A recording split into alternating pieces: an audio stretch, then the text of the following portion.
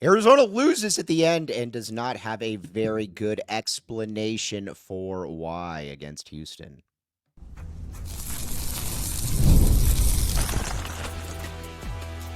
You are Locked On Wildcats, your daily podcast on the Arizona Wildcats. Part of the Locked On Podcast Network, your team every day. Thanks for keeping it locked on Wildcats and making this your first listen of the day. I am your host, Mike Luke. This show is brought to you today by FanDuel. Check it out, FanDuel. Good stuff there. Here's the deal. You can get put down $150 in bonus bets, and if you bet $5 and you win, you get that $150. Check it out at FanDuel. Okay, now we are, again, Locked On Wildcats, your team every day. So, now, let's talk a little bit about Arizona against Houston. This was a very, very frustrating game if you're a Wildcat fan for a variety of reasons. First and foremost is that this was a very winnable game for the Wildcats. As a matter of fact, it's a game that they led almost all throughout. And one of the good thing about it is that you didn't get pushed around. We're going to talk about that a little bit later. But overall, this was a difficult game to be able to stomach if you're a University of Arizona Wildcat fan, because you gave this one away down the end. And it just kind of happened again. Arizona goes from being up 6 to down 1 within about under a minute, and it wasn't good. It wasn't good all the way around. And I think from an Arizona perspective, that's something that's got to be concerning, because this team has collapsed at times during the game, where you just kind of forget what's going on and you end up losing the game. It happened against UCLA. It happened against Obviously, it happened against Houston. Kansas State, you were always behind in that second half, but you got back in it, and then you went right back down again. So you don't have a ton of margin for error. And a big part of that too is down the stretch. The There was just bad decisions across the board. I don't know what else to say. There was just bad decisions across the board. You had in Caleb Love. Caleb Love's not shooting the 3-point ball well at all, but he's going to continue to shoot 3-pointers. Don't know that that's necessarily the best idea in the world, but that's what Caleb Love's going to do. It's we talk about the Caleb Love experience. It is you get everything with the Caleb Love experience, and that is a part of it for sure. And then looking at somebody else too, like a KJ Lewis, and this is a problem that I have a little bit with Tommy Lloyd as well, is that if you have a player like a KJ Lewis who is listen, I mean, KJ can do a lot of really, really good things for you, but KJ Lewis is not a good 3-point shooter, and he's never going to probably be a good 3-point shooter. You're down three, and KJ Lewis is shooting like a step back three with 9 seconds left. I think you got to call a timeout there. You've got to get a better look, because that's just not the look that is going to win you anything. And obviously, it didn't. Arizona kind of panicked down the stretch, and that's a problem, because if Arizona had won this game, I think you're looking very, very possibly at a 2 seed. And you got that 2 seed. Think you start to be like, all right, well, things are really, really good right now for Arizona, but you also got you lost this game, and so you're probably at the 4 line now. And then that Baylor game, which we're going to get into in a second, starts to feel even more difficult. And obviously, you could say that starts to become a must win, because you still got games down the stretch that you're probably going to lose. You're probably going to lose that Iowa State game. Kansas is going to be senior day, so that one's obviously not going to be easy as well. So again, there's a lot to be frustrated about with this game. I think there were some good points about it, though, in that Arizona, I think, matched girth on girth. I think that they started, Arizona looked tougher than I think they did earlier in the season, and that's a good thing. Now, I think it's fair to say at this time that the best lineup clearly is something where Carter Bryant and Henry Vase are in the mix. Those guys, I believe, have to be they've got to be your bell cows. And I mean, I think it makes sense for a variety of different reasons, and that you watch them and you're like, all right, that's got to be it,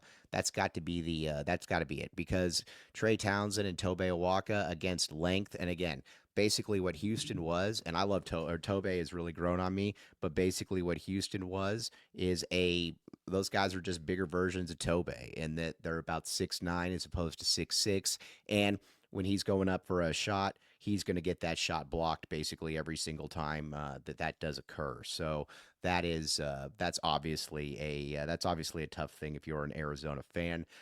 Trey Townsend, obviously, in a game like this, is just not meant for a game like this. He's just never going to be that guy. So you got to look at that and say that. But Vasar didn't play well, but I think he continued to get better. And if he can continue to get better, then you know Arizona can do some things. But that's the lineup though, because Carter Bryant also brings a little bit of length that Arizona doesn't have, and I think you've got to be able to have that. But Arizona overall just did not play well down the stretch, and they didn't deserve to win this game. Now I do think that Houston is a better basketball team, but Arizona had a 4 seed there that I think was squarely for the taking, and they kind of let that one drop. And we're going to talk about that here. And what exactly does this mean for that Baylor game coming up?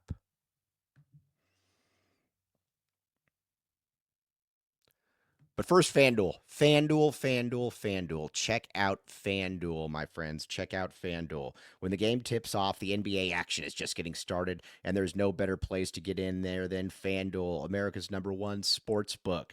With FanDuel, you can place live bets throughout the game, so even if you miss the opening tip-off or want to bet on a fourth quarter comeback, you can stay in the action. And if you're looking for a bigger payout, you can combine your live into a same-game parlay. Very, very interesting. And the cool thing about it too, I love using FanDuel because again, you can bet live. That's the cool thing, is because you're watching it and you're like, you know what? I think I got a little bit better tenor on this game than maybe the odds makers. That's where you hop in. Now, FanDuel right now, new customers can get $150 in bonus bets if your first $5 bet wins. If you just visit FanDuel.com to join today, that's FanDuel.com for your shot at $150 in bonus bets. Make every moment more with FanDuel, the official sports betting partner of the NBA. Again, the NBA is here, college basketball is here. Check out FanDuel, my friends. Check out FanDuel.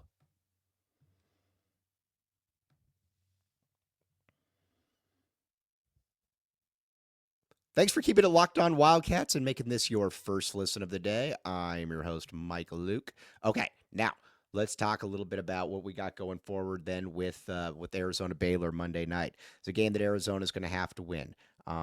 Baylor is they're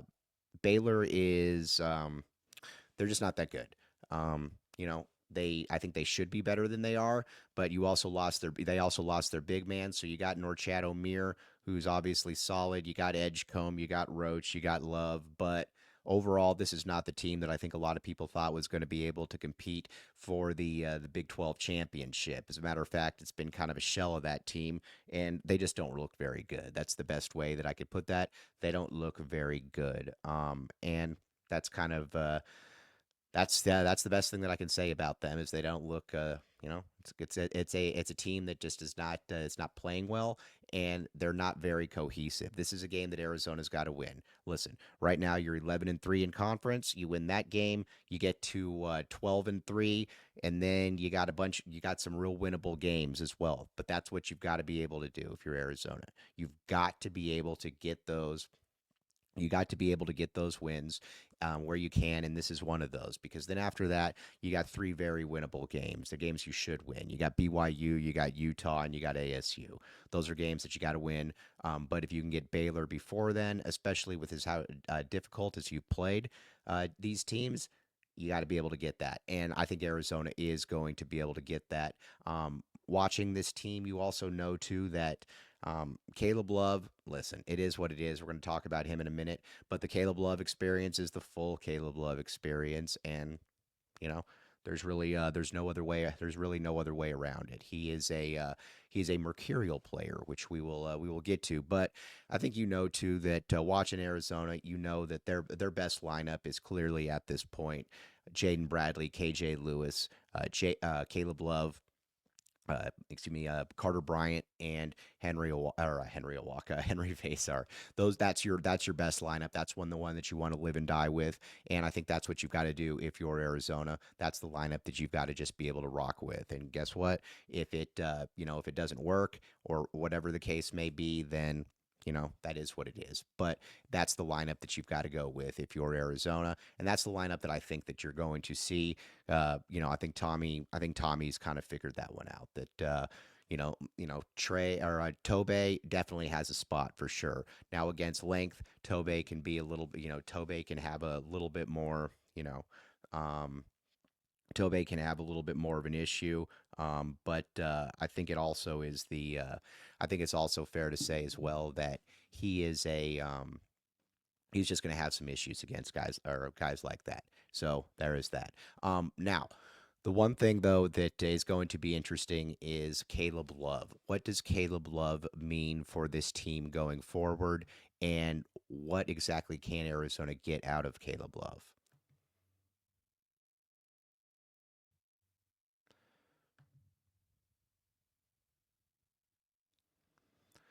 Thanks for keeping it locked on Wildcats and making this your first listen of the day. I am your host, Mike Luke. Okay, now, Caleb Love. Listen, you're going to have this is going to be Caleb Love. You're going to have the up and down. You're going to have the entire Caleb Love experience. We joke about that term, but that's what it is. It is the Caleb Love experience. You know what? And I thought he played really well for a good percentage of that game. I thought he did a very good job getting downhill, getting to the basket. That's what he can do. The shot just looks off right now. The shot doesn't look good. There's no way around it. Some of them are rimming out, but he's got to be able to get to the hoop. He's got to be able to attack, and he's got to be able to set other people up. He's actually a pretty good passer when his mind is set to it. But when his mind isn't set to it, he is it's a detriment because he is a good passer. I wish that he would show more of that. And if he can continue to show more of that, I think that Arizona can play better. But you're listen. This is going to be who Caleb Love is. You got about a third of a season left with him. I know a lot of people don't like him, and a lot of people want to see him move on. I get it. I like Caleb Love. I think he's a good dude, and I think he can bring a lot to the table. But he is maddeningly inconsistent, and I don't think that that's ever going to change. So that part just kind of is what it is at this point. But this is a must win for Arizona because if you beat Baylor, I think you're squarely on that 4 line. And then I think you can start to look ahead and be like, all right, can run off a few more wins there. And then maybe you can get into that, start looking at that 3 line. I don't want to be on that 4 line because I don't want to have to play Duke or Auburn in the first round. That has no appeal to me whatsoever. So I'd rather be a 6 or a 3. I think I think that's the best way that we can go about it. We will find out, though, exactly how this does play out. Now, a couple things, too, that I think you need to look at and say, a guy like Tobe Awaka, I think, is going to have a better game now against Baylor because you're not going against guys that are significantly bigger than you. You're not going against guys that are significantly longer than you. You're just going against guys that they're not Houston. And that just kind of is what it is.